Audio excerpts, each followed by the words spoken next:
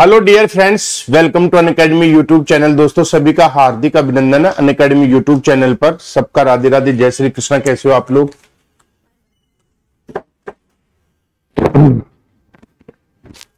राधे राधे, जय श्री कृष्णा, हार्दिक अभिनंदन इस भारत के भूगोल की रिवीजन कक्षा में। और दोस्तों जैसा कि मैंने आपसे कहा था कि एग्जाम से पहले आपको मैं सेकंड पेपर का बहुत कुछ रिवीजन करवा दूंगा। मैंने देखो मॉडल ज्योग्राफी आपकी रिवीजन करवाई है, थॉट मैंने रिवीजन करवाया आप लोगों का, भारत का भूगोल मैंने रिवीजन करवाया है। और अभी मैं सभी यूनिट का लाइव टेस्ट रात को 9 बजे आप लोगों के लिए ले रहा हूं। तो बहुत सारी क्लासें आप लोगों के लिए मैं उपलब्ध करा रहा हूं। पेपर फर्स्ट की क्लास भी आप लोगों के लिए, स्पेशल क्लास भी ले रहा हूं। वहां भी मैंने रिवीजन आपका कम्युनिकेशन का करवाया है, रिसर्च एप्टीट्यूड, टीचिंग एप्टीट्यूड का स्पेशल क्लास अनअकैडमी ऐप पे चल रही है। तो बहुत सारी क्लासें मैं आपकी रिवीजन करवा रहा हूं, ठीक है। उनका टाइमिंग सुबह 8 बजे है। प्लस क्लास भी अपनी मैं शुरू करने वाला हूं, तो आप जुड़ सकते हैं क्लास को। एक बार सेशन को शेयर जरूर करना मेरे दोस्तों। अनअकैडमी पे मेरी जो प्रोफाइल है वो राजेंद्र शर्मा के नाम से है। और अनअकैडमी पे आप कोई भी सब्सक्रिप्शन लेते हैं तो रेफरल कोड यूज करना है आपको, राजेंद्र 10 कैपिटल अक्षर में बिना स्पेस दिए हुए। ये अनअकैडमी पे मेरी प्रोफाइल है राजेंद्र शर्मा के नाम से।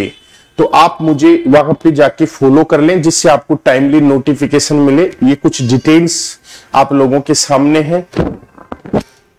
नया बैच ज्योग्राफी का और पेपर फर्स्ट का 15 दिसंबर से मैं शुरू कर रहा हूं। तो जिस भी भाई और बहन को मेरे साथ में जुड़ना है वो मेरे साथ में जुड़ सकता है। रेफरल कोड यूज करे राजेंद्र 10 कैपिटल अक्षर में, तो इसमें 10% का आपको डिस्काउंट मिलेगा। इंडिया के लार्जेस्ट लर्निंग प्लेटफॉर्म पर बेस्ट एजुकेटर से पढ़ने के लिए आप यहाँ पे सब्सक्रिप्शन ले सकते हैं मेरे दोस्तों।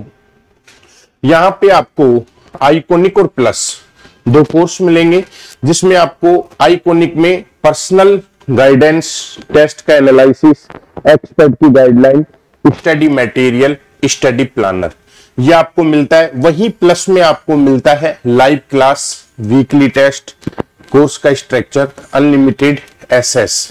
ये आपको ध्यान रखना है।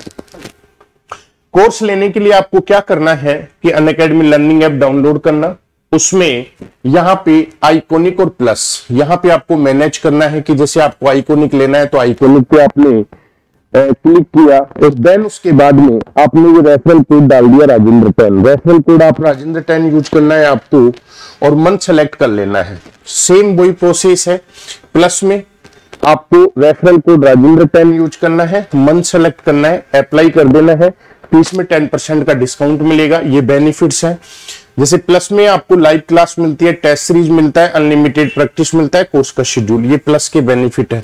वही आइकॉनिक में आपको लाइव क्लास मिलती है, टेस्ट सीरीज मिलता है, अनलिमिटेड प्रैक्टिस कोर्स मिलता है, कोर्स शेड्यूल मिलता है, पर्सनल कोच मिलता है, study planner, weekly review, booster session, doubt session, interview तैयारी, स्टडी मटेरियल, ये सारे बेनिफिट्स आपको आइकॉनिक में मिलते हैं।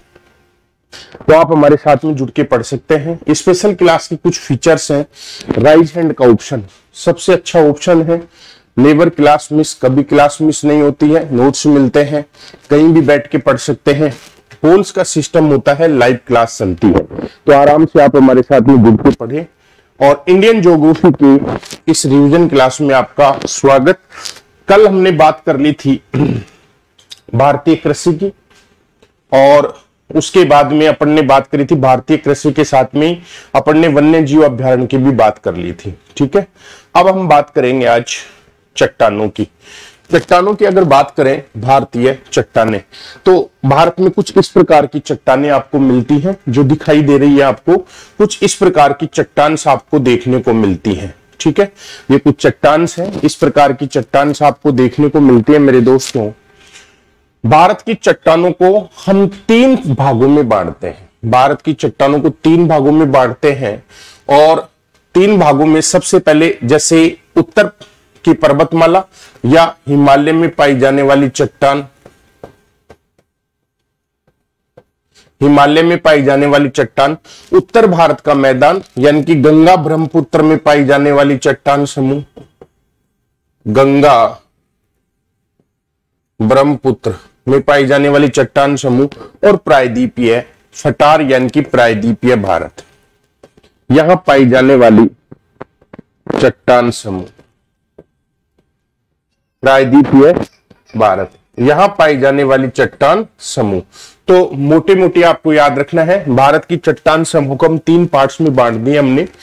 पहला है हिमालय में पाई जाने वाली चट्टान, परीक्षा में प्रश्न खूब आता है, हिमालय में कौन सी चट्टान पाई जाती है, गंगा ब्रह्मपुत्र के मैदान में कौन सी चट्टानें पाई जाती हैं, और प्रायद्वीपीय पठार में कौन सी चट्टान पाई जाती है। अब बात करें अपन सबसे पहले प्रायद्वीपीय पठार की। प्रायद्वीपीय पठार की चट्टानों की बात करें तो प्रायद्वीप में सबसे पहले प्रायद्वीप जो है ये गोंडवाना लैंड का भाग है। पहली बात, भारत का जो प्रायद्वीपीय पठार है ये गोंडवाना लैंड का भाग है, तो ये गोंडवाना लैंड का एक भाग है और यहाँ पे गोंडवाना लैंड की ही चट्टान पाई जाती है, यानी कि यहाँ गोंडवाना लैंड की ही एक चट्टान है जिसे 6 श्रेणियों में बांटा हुआ है। कितनी श्रेणियों में बांटा हुआ है? 6 श्रेणियों में बांटा गया है। तो ध्यान रखना है, प्रायद्वीपीय पठार में गोंडवाना लैंड की चट्टानें बिखरी पड़ी हैं जिनको 6 श्रेणियों में बांटा हुआ है। सबसे पहले आर्कियन तंत्र की चट्टान, ये चट्टान कौन सी होती है? ये चट्टान नीस शिष्ट से मिलकर बनी है। बुंदेलखंड, बेलारी कर्नाटक का, पश्चिमी बंगाल, नीलगिरी में इनका विस्तार है, यह आपको ध्यान रखना है। यानी कि आर्कियन तंत्र की जो चट्टान है ये चट्टान नीस और शिष्ट से निर्मित है। बुंदेलखंड, बेलारी, बंगाल, नीलगिरी में इनका विस्तार है। ठीक है, तो अब मैं इसके बारे में कुछ आपको एक्स्ट्रा नॉलेज और दे देता हूं। जैसे बात कौन सी चट्टानों की कर रहे हैं? आर्कियन युग की चट्टान। तो सबसे पहले याद रखना है नीस प्लस शिष्ट के संयोजन से निर्मित है, के संयोजन से निर्मित है। दूसरी बात, सबसे प्राचीन चट्टान है, सबसे प्राचीन चट्टान है, सबसे प्राचीन चट्टान है। याद रखना है ये सबसे प्राचीन चट्टान है। तो ये बात भी आपको याद रखना है कि सबसे प्राचीन चट्टान कौन सी है? आर्कियन युग की चट्टान है। आर्कियन युग की चट्टान किससे निर्मित है? नीस और शिष्ट के संयोजन से निर्मित है। नीस और शिष्ट के संयोजन से निर्मित चट्टानों को आपके आर्कियन युग की चट्टानों की श्रेणी में शामिल किया गया है और यह सबसे प्राचीन चट्टान है, सबसे पुरानी चट्टान है। तो परीक्षा में प्रश्न पूछेगी सबसे पुरानी चट्टान कौन सी है, तो आपका जवाब होना चाहिए आर्कियन युग की चट्टान सबसे पुरानी है। ये आपको ध्यान रखना है। अब बात करेंगे धारवाड़ क्रम की चट्टान। आर्कियन तंत्र की चट्टानों के अपरदन से बनी है, आर्कियन युग की चट्टानों के अपरदन से बनी है।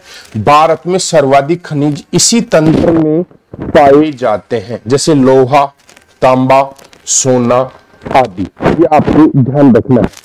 तो यही अपन बात कर लें धारवाड़ क्रम की। धारवाड़ क्रम, तो इनका याद रखना आर्कियन चट्टानों के अपरदन से निर्मित है। आर्कियन युग की चट्टानों से निर्मित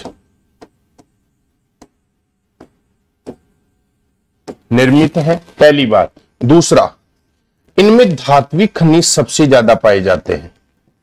धात्विक खनिज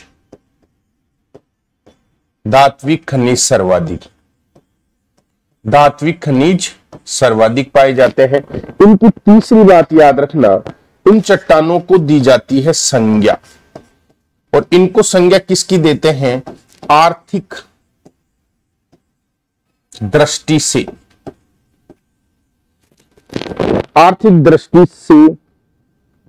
संपन्न चट्टान इनकी संज्ञा दी जाती है। आर्थिक दृष्टि से संपन्न चट्टान की इनको क्या दी जाती है? संज्ञा दी जाती है। कौन सी चट्टानों को? धारवाड़ क्रम की चट्टानों को। तो धारवाड़ क्रम की चट्टान आर्कियन युग की चट्टानों से निर्मित है। धात्विक खनिज सर्वाधिक पाए जाते हैं और इनको आर्थिक दृष्टि से महत्वपूर्ण चट्टानों की संज्ञा दी जाती है। तो ये मैंने बता दिया, धात्विक खनिज सबसे ज्यादा खनिज इसी में पाए जाते हैं, याद रखना है।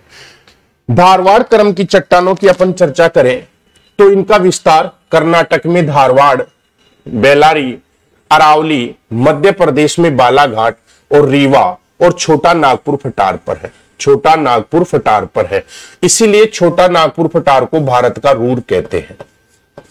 भारत का क्या कहते हैं? रूर। इसीलिए छोटा नागपुर फटार को भारत का रूर कहते हैं। तीसरे नंबर पर है कडप्पा तंत्र की चट्टान। इन चट्टानों का निर्माण धारवाड़ तंत्र के अपरदन से हुआ है।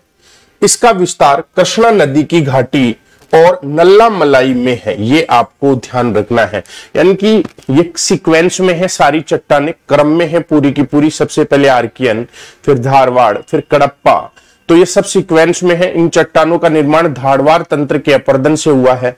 इसका विस्तार कृष्णा नदी की घाटी व नल्ला मलाई में है, ये आपको याद रखना है। नेक्स्ट है विंध्यन तंत्र की चट्टान। इन चट्टानों का निर्माण विंध्यन तंत्र की चट्टानों के अपरदन से हुआ है। इसका विस्तार चित्तौड़ से सासाराम बिहार तक है, याद रखना है।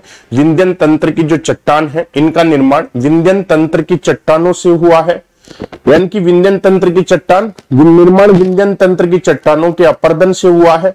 इसका विस्तार चित्तौड़ राजस्थान से बिहार के सासाराम तक है। ये प्रश्न एग्जाम में खूब पूछता है, विंध्यन तंत्र की चट्टानों का विस्तार कहां से कहां तक है? तो चित्तौड़ में, राजस्थान के चित्तौड़ से बिहार के सासाराम तक। गोंडवाना तंत्र की चट्टान, इन चट्टानों का विस्तार विशाल क्षेत्र में हुआ है। दामोदर, महानदी और गोदावरी, याद रखना, दामोदर, महानदी और गोदावरी की घाटी में इसका सर्वोत्तम रूप पाया जाता है। 98% कोयला इन्हीं चट्टानों में मिलता है, यानी कि भारत में 98% जो कोयला होता है वो गोंडवाना लैंड का कोयला होता है। शेष 2% टर्सरी युग का होता है। शेष 2% कौन से काल का होता है? टर्सरी काल का। भारत में 98% कोयला जो है ये गोंडवाना तंत्र की चट्टानों से प्राप्त होता है। शेष 2% जो कोयला प्राप्त होता है वो टर्सरी काल की चट्टानों से प्राप्त होता है। दक्कन पठार, यह चट्टान विदर्भ क्षेत्र में पाई जाती है, विदर्भ प्रदेश में। दक्कन जो का फटार है, तो दक्कन फटार में अब यहां पे देखो काली मिट्टी सबसे ज्यादा है, काली मृदा। काली मृदा सर्वाधिक पाई जाती है और यह मृदा कपास की खेती के लिए अच्छी है, कपास खेती के लिए श्रेष्ठ है, यह आपको याद रखना है। नेक्स्ट अपन बात करें भारत में खनिज। भारत में खनिज, खनिजों की चर्चा करें तो भारत में बहुत सारे आपके खनिज पाए जाते हैं। वो चट्टानों का क्रम आपको याद रखना है, ठीक है। तो अब भारत में खनिजों की बात करें तो खनिज कुछ इस प्रकार से भारत में खनिज आपको देखने को मिलेंगे। बहुत सारे खनिज हैं। खनिज जो है, खनिज अयस्क के रूप में निकाला जाता है। खनिज सबसे पहले तो याद रखना किस रूप में निकलते हैं? अयस्क के रूप में निकलते हैं, पहली बात, जिसमें अशुद्धियां होती हैं। अयस्क से अशुद्धियों को दूर करने को धातु क्रम कहते हैं। दूर करने को क्या कहते हैं? धातु क्रम। ये भी आपको ध्यान रखना है मेरे मित्रों, आपसे पूछ सकता है। जो खनिज होते हैं ये अयस्क के रूप में निकाला जाता है और इसमें अशुद्धियां होती है। अयस्क से अशुद्धियों को दूर करने को धातु क्रम कहते हैं। अब दूसरा है खनिज प्राय जंगली और फटारी भागों में पाए जाते हैं। जंगली और फटारी भागों में पाए जाते हैं जहां आदिवासी निवास करते हैं। इनकी अज्ञानता का लाभ उठाते हुए खनिजों को अनियमित तरीके से दोहन किया जाता है और यही कारण है कि खनिज बहुल राज्य पिछड़े हुए हैं। वास्तव में खनिजों का समुचित दोहन ही विकास का आधार है, यह आपको याद रखना है। नेक्स्ट अगर बात करूं, भारत में सर्वाधिक खनिज संपन्न राज्य कौन से हैं और भारत में सर्वाधिक खान कहां पे है? भारत में सर्वाधिक खान कहां पर है और भारत में सर्वाधिक खनिज संपन्न राज्य कौन से हैं? जैसे भारत में सर्वाधिक संपन्न राज्यों की बात करें तो उड़ीसा, राजस्थान, आंध्र प्रदेश, छत्तीसगढ़, झारखंड, गुजरात, असम, मध्य प्रदेश, पश्चिमी बंगाल, गोवा, ये भारत में सर्वाधिक खनिज संपन्न राज्य हैं। अब आपसे यहां से प्रश्न बन सकता है कि भारत में सर्वाधिक खनिज संपन्न राज्य कौन से हैं? भारत में सर्वाधिक खान आंध्र प्रदेश, गुजरात, राजस्थान, मध्य प्रदेश और झारखंड में है। खाने सबसे ज्यादा कहां पाई जाती हैं? आंध्र प्रदेश, गुजरात, राजस्थान, मध्य प्रदेश, झारखंड में। जबकि भारत में सर्वाधिक खनिज संपन्न राज्य कौन कौन से हैं? तो आपके सामने है जम्मू कश्मीर, उत्तर प्रदेश, अरुणाचल प्रदेश खनिजों की दृष्टि से विपणन है। यानी कि यहां पे लगभग क्या देखने को मिलता है? लगभग अभाव सा है। ठीक है। राजस्थान को खनिजों का अजायब घर कहा जाता है। राजस्थान को खनिजों का क्या कहा जाता है? अजायब घर कहा जाता है, क्योंकि यहाँ पे लगभग 87 प्रकार के खनिज पाए जाते हैं। यहाँ पे लगभग 87 यानी कि 87 प्रकार के खनिज है। दामोदर नदी घाटी को भारत का रूर भी कहा जाता है।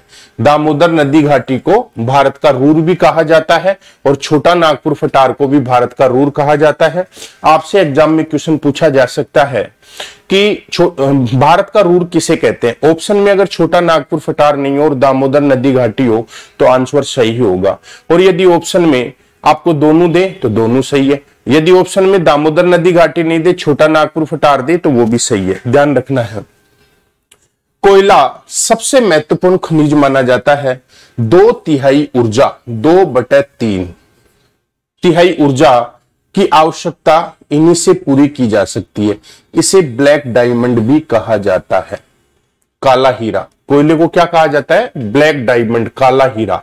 और 2/3 ऊर्जा की आवश्यकता यही पूरी करता है।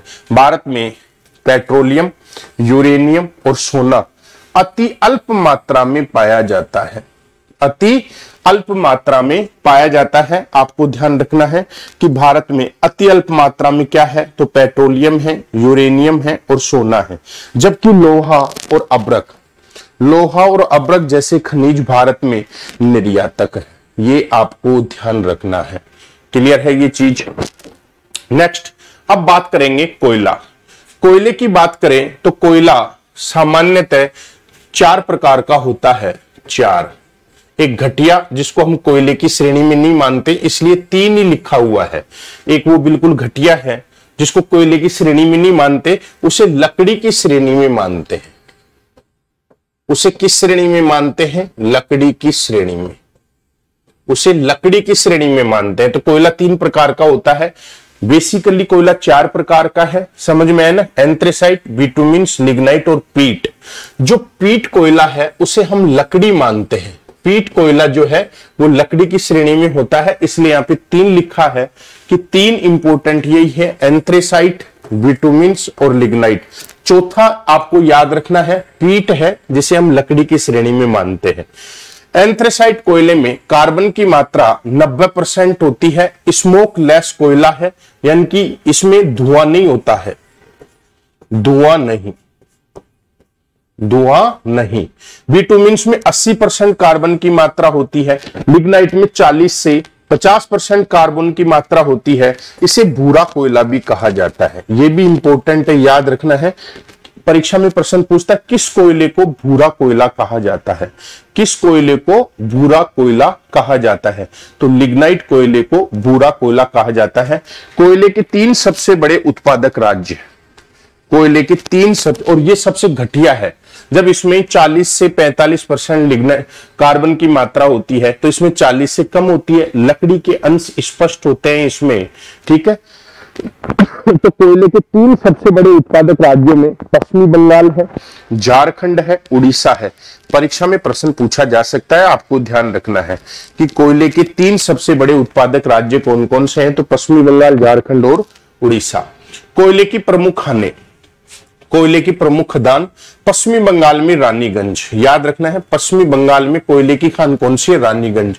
1774 में सबसे पहले यहीं से कोयले का उत्खनन प्रारंभ हुआ था। यह भारत की सबसे बड़ी कोयले की खान है। यह भारत की सबसे बड़ी कोयले की खान है। तो पश्चिमी बंगाल में रानीगंज जो है, इसमें 1774 में सबसे पहले कोयले का उत्खनन प्रारंभ हुआ और यह भारत की सबसे बड़ी कोयले की खान है। आसनसोल पश्चिमी बंगाल का और बराकर नदी घाटी, तो ये पश्चिमी बंगाल में है। झारखंड में झरिया, बोकारो, गिरिडीह, रामगढ़, करणपुर, औरंगा और डाल्टनगंज, ये झारखंड में कोयले की खानें हैं। उड़ीसा में कल्चर है और ब्राह्मणी नदी घाटी है, ये उड़ीसा में है। मध्य प्रदेश में सोन नदी घाटी है, उमरिया है, सोहागपुर है, सिंगरौली है और तातापानी, याद रखना है तातापानी, रामकोला, ये कहां पे है? मध्य प्रदेश में। ये कोयले के प्रमुख उत्खनन क्षेत्र है मेरे मित्रों, और एग्जाम में यहां से क्वेश्चन पूछता है तो इसको आपको याद रखना है। बिहार में लाल मटिया, कोयला उद्योग का राष्ट्रीयकरण 1972 और 1973 में कोयला उद्योग का राष्ट्रीयकरण किया गया था। सार्वजनिक उद्योग की 2 कंपनियों को कोयला उद्योग की जिम्मेदारी सौंपी गई थी। कोल इंडिया लिमिटेड, यह विश्व की सबसे बड़ी कोयला उत्पादक कंपनी है। यह विश्व की सबसे बड़ी कोयला उत्पादक कंपनी है, जिसको कोल इंडिया लिमिटेड के नाम से जानते हैं, याद रखना। और सिंगरौली दूसरा है, सिंगरौली कोयला कंपनी, समझ में है ना, जिन्हें सिंगरौली कोयलाइजर्स लिखा हुआ है, तो ये आपको याद रखना है। जिनको जिम्मेदारी दी गई है, तो 2 कंपनियों को कोयला उद्योग की जिम्मेदारी CIL और सिंगरौली कोयलाइजर्स को दी गई है, कोल इंडिया लिमिटेड और SC, याद रखना है। लिग्नाइट की भारत में प्रमुख खान कहां पे है? तो लिग्नाइट की प्रमुख खान नेवली तमिलनाडु में है, अल्मोड़ा उत्तराखंड में है, मेघालय। विगत वर्षों में पर्यावरण मंत्रालय ने कोयला खदान को 2 श्रेणियों में बांट दिया है, और 2 श्रेणियों में बात करें तो एक तो है GO और एक है नो GO, यानी कि एक तो है GO यानी कि चलने वाली और एक नहीं चलने वाली, समझ में है ना। नो GO श्रेणी के खदानों में कोयले का उत्खनन प्रतिबंध कर दिया गया है। देखो, गो का मतलब होता है रनिंग में, रनिंग का मतलब होता है जो वर्तमान में चल रही है, और नो गो का मतलब होता है, नो गो का मतलब यानी कि नो गो का मतलब जिनको बोलते हैं बैन, बैन है, टोटली बंद पड़ी है, प्रतिबंध कर दिया गया है। इसके अलावा लिग्नाइट कोयला राजस्थान में भी होता है मेरे मित्रों। लिग्नाइट कोयला कहां भी होता है? राजस्थान। राजस्थान में बीकानेर, बाड़मेर, नागौर, यहां से भी लिग्नाइट कोयला निकाला जाता है, आपको ध्यान रखना है। क्लियर है ये? तो ये आपको याद रखना है मित्रों, आपसे पूछा जा सकता है। नेक्स्ट, अब अपन बात करें नेक्स्ट की, तो लोहा। सबसे पहले अपन बात करें लोहा की। लोहा की बात करें तो लोहा यह उद्योगों का आधार है, लोहा उद्योगों का आधार है। लोहे के 2 अयस्क हैं, हेमेटाइट और मैग्नेटाइट। वैसे तो 4 है, इंपोर्टेंट कितने हैं? 4। हमारे राजस्थान भारत में हेमेटाइट सबसे ज्यादा, तो हेमेटाइट और मैग्नेटाइट। लोहा उत्पादन में अग्रणी राज्यों में छत्तीसगढ़, उड़ीसा और गोवा है। झारखंड, कर्नाटक और तमिलनाडु भी लोहा उत्पादन में अग्रणी है। लोहे की कुछ प्रमुख खानें हैं, छत्तीसगढ़ में बेलाडीला और डल्ली राजहरा, रायगढ़, बिलासपुर, सरगुजा। उड़ीसा में चौंझर, बरमजादा, गुरु मैसानी, सुनीपात, बादाम पाड़, ये उड़ीसा में लोहे की प्रमुख खान है। नेक्स्ट अगर बात करें, झारखंड में सिंहभूम और डाल्टनगंज, कर्नाटक में बाबा बुदन की पहाड़ी। पेट्रोलियम, पेट्रोलियम को रॉक ऑयल भी कहा जाता है। सर्वप्रथम 1859 में पेंसिल्वानिया, संयुक्त राज्य अमेरिका में इसकी खोज हुई थी। 1867 में मालूम असम में पहला तेल कुआं खोजा गया। 1890 में दुबई असम में तेल के कुएं की खोज की गई। यह भारत का सबसे पुराना तेल कुआं है। आजादी तक एकमात्र असम ही तेल उत्पादक राज्य था। आजादी तक 1947 तक, आपको ध्यान रखना है। 1960 में अलंकेश्वर खंपात की खाड़ी में तेल की खोज की गई। 1975 में बॉम्बे में तेल उत्पादन प्रारंभ हुआ और यह भारत के EEZ यानी कि एनक्लेसिव इकोनॉमिकल जोन में स्थित है। यह भारत का सबसे बड़ा तेल उत्पादक क्षेत्र है, जहां से तेल का उत्पादन 40% होता है। असम सबसे बड़ा तेल उत्पादक राज्य है, राजस्थान दूसरा उत्पादक राज्य है, ये आपको ध्यान रखना है। क्लियर है। बात करें अपन आगे, असम में तेल उत्पादन के प्रमुख क्षेत्र यानी कि डिगबोई है, नहरकटिया है, शिवसागर है, तिनसुकिया है, उगरीजान मोरा है, बदरपुर है, पतरिया है और सीमामपुर है। ये सब क्या है, असम में तेल उत्पादन के केंद्र है। ब्रह्मपुत्र और सूरमा नदी घाटी तेल उत्पादन के लिए जानी जाती है। कोयला की तरह पेट्रोल भी अवसादी चट्टानों में पाया जाता है। ठीक है, ये आपको याद रखना है। NELP new exploration licensing policy 1999 में इसकी शुरुआत की गई। इसके तहत भारत के विभिन्न भूभागों को ब्लॉक के रूप में आवंटित करके तेल की खोज के अवसर प्रदान किए जाते हैं। ONGC और केयर एनर्जी को बाड़मेर में, ONGC और केयर एनर्जी को बाड़मेर में तेल उपलब्ध हुआ। मंगला, सरस्वती, रागेश्वरी, ऐश्वर्या इस क्षेत्र के प्रमुख तेल के कुओं के नाम है, ये आपको ध्यान रखना है। रिलायंस को कृष्णा गोदावरी बेसिन में तेल उपलब्ध हुआ। इसे भारत का सबसे बड़ा तेल भंडार कहा जा रहा है। धीरूभाई अंबानी के नाम पर इनको D1, D2, D6 तक, D3, D4, D5, D6 कहा जाता है। ये धीरूभाई अंबानी के नाम पर इनका नामकरण हुआ है।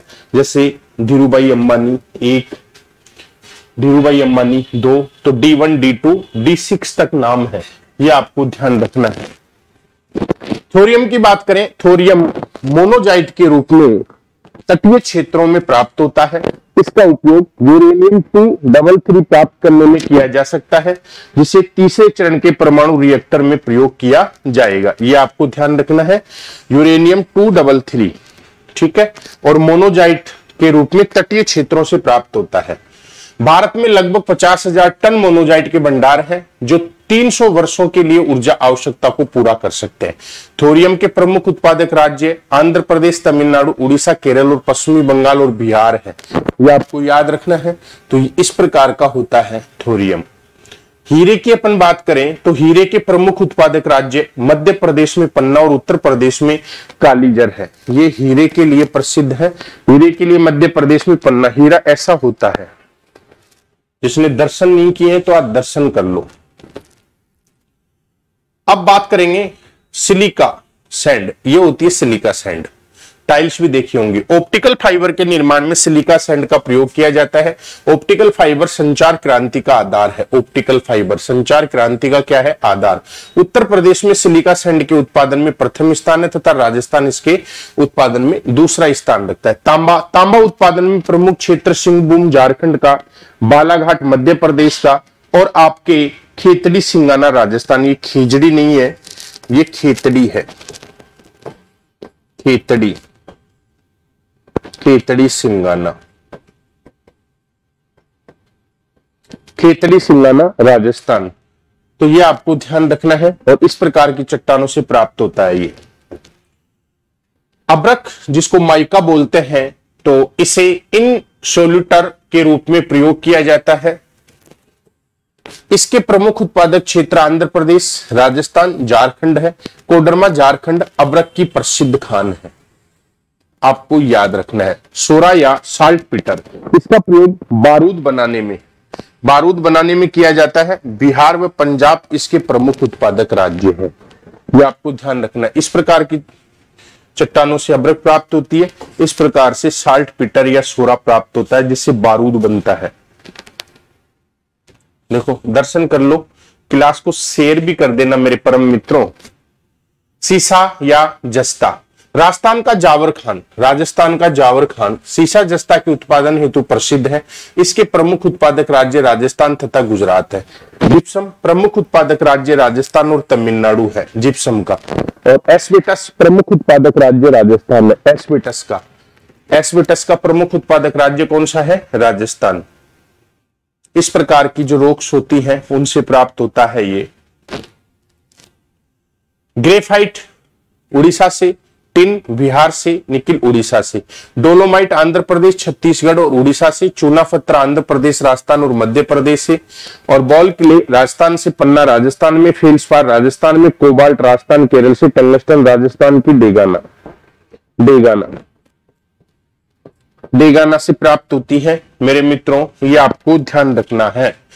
पाइराइट बिहार और राजस्थान से, बॉक्साइट उड़ीसा, राजस्थान, छत्तीसगढ़ से, और आपके डेराइट आंध्र प्रदेश की कडप्पा जिले की मंगमपेड़ खान से, क्रोमाइट आंध्र प्रदेश कर्नाटक से, चांदी राजस्थान से, फायर क्ले गुजरात बिहार से, मैग्नीज उड़ीसा कर्नाटक महाराष्ट्र और मध्य प्रदेश से, ग्रेनाइट तमिलनाडु से, एंटीमनी कर्नाटक पंजाब से, और सैल खड़ी राजस्थान और उत्तर प्रदेश से प्राप्त होती है। मेरे मित्रों, आपको ध्यान रखना है। भाई ये मोटा मोटा है, इनके बारे में आपको याद रखना पड़ेगा और इनको ध्यान रख के आपको पढ़ना भी पड़ेगा। भारत के आदिवासी, अब बात करेंगे भारत में ट्राइब्स की। भारत के आदिवासी, भारत के ट्राइब्स, सबसे पहले अमृतलाल विठलवास ठक्कर बप्पा के नाम से जानते हैं। इन्हें आदिवासी नाम दिया, अमृतलाल विठलवास ठक्कर ने इन्हें आदिवासी नाम दिया। यानी कि सबसे पहले आदिवासियों को आदिवासी कहने वाले कौन थे? अमृतलाल विठलवास ठक्कर, जिसको ठक्कर बापा कहते हैं। इन्हें जनजाति, वनवासी, गिरिजन भी कहा जाता है। क्या कहा जाता है? जनजाति, वनवासी, गिरिजन भी कहा जाता है। अनुच्छेद 342 के तहत राष्ट्रपति द्वारा इसकी सूची तैयार की जाती है। वर्तमान में इस सूची में 744 जनजातियां हैं। जनसंख्या की दृष्टि से सर्वाधिक आदिवासी वाले राज्य मध्य प्रदेश है, महाराष्ट्र है और उड़ीसा। याद रखना है, वर्तमान में, यानी कि अगर मैं बात करूं तो जनसंख्या की दृष्टि में सर्वाधिक आदिवासी मध्य प्रदेश में देखने को मिलेंगे। कुल जनसंख्या में अगर वहां पे ट्राइब्स है तो एमपी में सबसे ज्यादा, 2 नंबर पर महाराष्ट्र पे, 3 नंबर पर उड़ीसा में। प्रतिशत की दृष्टि से सर्वाधिक आदिवासी कहां मिलेंगे? मिजोरम में, नागालैंड में, मेघालय में, अरुणाचल प्रदेश में। प्रतिशत की दृष्टि से न्यूनतम आदिवासी कहां मिलेंगे? गोवा में, उत्तर प्रदेश में, बिहार में, तमिलनाडु में। सबसे कम गोवा, 0 है ही नहीं वहां पे, बिल्कुल है ही नहीं। ये आपको ध्यान रखना, यहां से क्वेश्चन पूछेगा। भारत में आने वाली पहली प्रजाति निग्रेटो। भारत में आने वाली पहली प्रजाति कौन सी थी? निग्रेटो। नागा, अंगामी, इरुला, कडार, कुलेयन और कनिगर निग्रेटो प्रजाति से संबंधित है। किससे संबंधित है? निग्रेटो प्रजाति से संबंधित है। प्रोटोस्ट्रोलाइट भारत का सबसे प्रमुख आदिवासी समूह है। प्रोटोस्ट्रोलाइट जो है ये भारत का सबसे प्रमुख आदिवासी समूह है। इससे जुड़ी जनजातियां भील, संथाल, मुंडा, कोल और चेचू है। नॉर्डिक प्रजाति भारत में सबसे बाद में आई प्रजाति है। राजपूत और सिख इसी से संबंधित है। मुंबई के पारसी आर्मेनाइट प्रजाति से संबंधित है। भारत की कुल जनसंख्या का 8% आदिवासी है। जैसे भारत में 100 लोग रहते हैं तो 8 लोग कौन होंगे? आदिवासी। भारत की सबसे बड़ी जनजाति कौन कौन सी है? भारत की सबसे बड़ी जनजातियों में पहला स्थान गोंड, फिर भील, फिर संताल, फिर उरांग। क्रम याद रखना है। भारत की सबसे बड़ी जनजातियों में सबसे पहले गोंड, फिर भील, फिर संताल, फिर उरांग। ये इस प्रकार के होते हैं गोंड। गोंड की बात करें तो इनका मूल निवास छत्तीसगढ़ है। 16वीं शताब्दी में रानी दुर्गावती इसी से संबंधित थी। जो 16वीं शताब्दी में रानी दुर्गावती थी वो गोंड समुदाय से संबंधित थी। भील की बात करें तो साहित्य में वर्णित सबसे पुरानी जनजाति है। किरात के नाम से भी जानी जाती है। भील को क्या भी कहते हैं? किरात।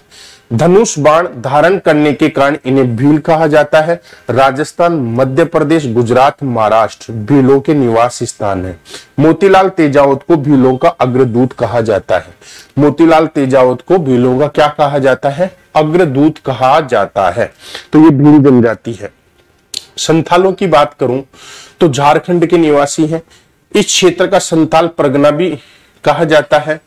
1855-56 में सिद्धू और कानू के नेतृत्व में संथालों ने विको यानी कि बाहरियों के विरुद्ध विद्रोह किया था। तो संथाल विद्रोह का नाम आपने सुना होगा। उरांग झारखंड और उड़ीसा के मूल निवासी हैं। तो ये उरांग है, ये आपके संथाल है और ये इनकी आपके पारंपरिक लोक साहित्य और संस्कृति है। नागा नागालैंड, मणिपुर, अरुणाचल प्रदेश और असम के निवासी हैं। स्वयंवर की प्रथा इनमें अभी भी विद्वान है। छोटे पुत्र को पिता की संपत्ति प्राप्त होती है। अब देखो छोटा पुत्र होना कितना लाभदायक है, बड़े पुत्र को नहीं, सबसे छोटे पुत्र को पिता की संपत्ति। अब बड़े तो लांटन लेके घूमो, ठीक है। एकमात्र लड़ाकू जनजाति है। NSCN के कई गुट संग्रहत हैं इनमें, ये ध्यान रखना है। ये है नागा। तो ये कुछ आप लोगों के लिए इंडियन ज्योग्राफी के आज के पार्ट्स थे। बाकी की बात अपन कल की क्लास में पूरी करेंगे मेरे दोस्तों। उम्मीद करता हूं आपको सेशन समझ में आया होगा। शेयर जरूर करना। आपको रोचक इसी प्रकार के सेशन के लिए हम आगे भी आपको इसी प्रकार का जो ज्ञान है वो देते रहेंगे। अनअकैडमी पे मेरा 15 तारीख से क्लास शुरू हो रहा है। तो आइकॉनिक और प्लस में आप जो भी ज्वाइन करना चाहें तो वो कर सकते हैं। रेफरल कोड आपको यूज करना है कैपिटल अक्षर में विदाउट गैप दिए हुए राजेंद्र 10, ठीक है ना। बहुत बहुत धन्यवाद। शेयर सब्सक्राइब जरूर करना मेरे दोस्तों। और यदि आपने सब्सक्राइब किया बेल आइकन को नहीं दबाया तो नोटिफिकेशन नहीं मिलेगा, इसलिए बेल आइकन को भी आप प्रेस कर ले। थैंक यू मेरे मित्रों।